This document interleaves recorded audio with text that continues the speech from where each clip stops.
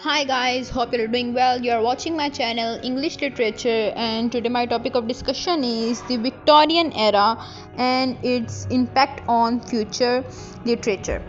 हम इसके literature Victorian era के इंट्रोडक्शन से स्टार्ट करते हैं। तो विक्टोरियन एरा का जो टाइम पीरियड है वो 1837 से 1901 है, जो कि इससे पहले रोमांटिक एज थी जो एंड हुई थी 1837 में, और फिर क्वीन विक्टोरिया ने तख्त संभाला था इंग्लैंड का 1837 में, और ये तख्त नशीन रही थी 1901 तक। The Victorian era named after queen Victoria lasted from 1837 to 1901. It was an age of industrial progress, social reform and strict moral codes. Literature during this time mirrored these changes, dealing with themes of realism, morality and class struggles. तो queen Victoria के दौर में जो है बहुत ज़्यादा industrial progress हुई थी, बहुत ज़्यादा राइज़ हुआ था इंग्लैंड का, और स्ट्रॉन्ग हो गया था इंग्लैंड। सोशल रिफॉर्म्स हुई थी, लेकिन स्ट्रिक्ट मोरल कोड्स भी थे, यानी कि वुमेन को जो है वो दबाया जाता था, और जो मेन थे उनकी सुपीरियरिटी थी, ठीक है, तो वुमेन को कमतर समझा जाता था। तो क्लास स्ट्रगल्स हैं, मोरालिटी है और रियलिज़म पर बात की गई है। उस ज़माने में जो है राइटर्स हैं वो बहुत ही ज़्यादा रियलिस्टिक जो टॉपिक्स हैं उनके बारे में लिखते हैं, सोसाइटी के बारे में लिखते हैं, problems of real life and social problems of people के बारे में लिखते हैं। The expansion of British empire, तो ब्रिटिश एम्पायर जो है वो उसकी फैलाव हुआ था, ठीक है, बहुत ज़्यादा वो स्ट्रॉन्ग हो गया था। Industrial revolution, impact on society, the rise of middle class and influence on literature.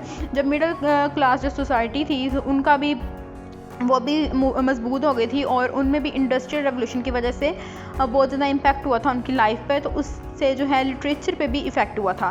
उसके बाद हमारे पास आ जाते हैं लिटरेचर, विक्टोरियन लिटरेचर के जो की थीम्स हैं उनमें है रियलिज़म एंड सोशल क्रिटिसिज्म।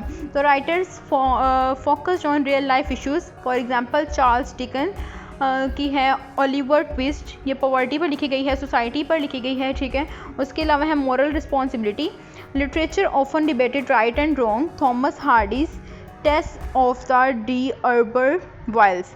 तो ये थॉमस हार्डी की राइटिंग है जो कि बहुत ही फेमस है, मॉरल रिस्पॉन्सिबिलिटी पर लिखी गई है। उसके अलावा women's role in society, rise of strong female character, जो लिखी गई है शार्लेट ब्रॉन्टे, जेन आयर, ये एक जो है एक वुमेन के बारे में है जो कि अपने जो कल्चर है, ट्रेडिशंस को फॉलो करते हुए मजबूती से लड़ती है, और एक मजबूत औरत के बारे में ये कहानी लिखी गई है। Science versus religion, Charles Dickens theory of evolution, ये साइंटिफिक थ्योरी है जिसमें चार्ल्स डिकन ने बताया हुआ है कि जो ह्यूमन बीइंग है वो एक एवोल्यूशन क्रिएचर है, ऐसा क्रिएचर है जो एवोल्यूशन से पैदा हुआ है।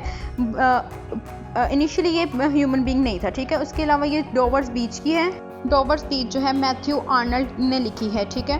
उसके अलावा मेजर राइटर्स और इनके वर्क्स, चार्ल्स डिकन्स आ जाते हैं, इसमें सबसे ज़्यादा फेमस हैं Great Expectations, Oliver Twist and A Tale of Two Cities, very famous writing of Charles Dickens. Then there is Charlotte Bronte जिनकी राइटिंग है जेन आयर। जो शार्लेट ब्रॉन्टे और एमिली ब्रॉन्टे हैं ये सिस्टर्स हैं, और एमिली ब्रॉन्टे की writing है वुथरिंग हाइट्स, ये बहुत ही फेमस वर्क है। उसके अलावा Thomas Hardy, a very famous and prominent writer of Victorian era, इनकी राइटिंग में आ जाता है Tess of the harbour vials, Far from the Madding Crowd. इसके अलावा मेयर ऑफ कास्टर ब्रिज, बहुत सारी फेमस राइटिंग्स आ जाती हैं। उसके बाद अल्फ्रेड लॉर्ड टेनाइसन, इनकी राइटिंग है द लेडी ऑफ शैलॉट। उसके अलावा रॉबर्ट ब्राउनिंग और एलिजाबेथ बैरेट ब्राउनिंग, ये बहुत ही फेमस पोइट्स हैं ऑफ द एरा, और ये दोनों स्पाउसेस थे, उनकी राइटिंग्स भी बहुत ज़्यादा फेमस हैं। उसके अलावा हमारे पास आ जाते हैं Victorian novel, the golden age of fiction, और इसे एज ऑफ नॉवल भी कहा जाता है। serialized publication, novels were published in magazines making literature accessible to common people.